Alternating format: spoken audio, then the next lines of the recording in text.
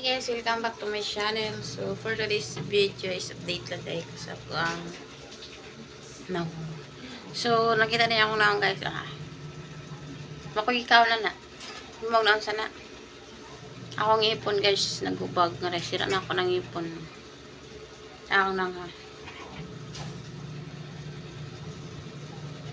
Actually guys, sala man din inil ba? Sakit nga po na akong ulo, kaya akong ipon. Tapos, sakit kayo siya. Halos naghilak-hilak na ako sa kasakit. So, yun niya.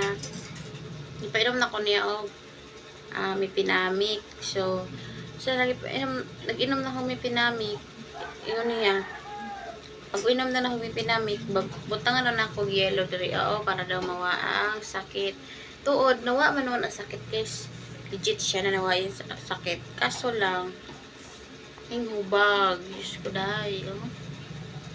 Bitaw niya. Sakit po yun sa kaikaon guys. Nya, gusto ni Anel magpabonot na lang ko sa ngipon kami. Sira man ko sa ngipon. Dua kabuk na sira. Pero kaning isa giting sakit kayo. Kaning banda diri niya. Ang problema guys is ang tuo pa na ako na ngipon ang nasira na dili. Ani akong wala. Pagbukaon ko, dili kibaw mo usap. Kanilang tuo ang kibaw mo usap. Kaya dili ko kayo nakakaon. Minsan na lang ko nagkakaon. So, kaya ako ganyan yun. Iya na akong naong. Iya na gignaw sa mga pag-iya. Comment guys kung ansay mayong bulungan ni para mawa ni ang hubag. Kay bago ko magpabunot ng ipon, mawa siyang hubag kay sakit.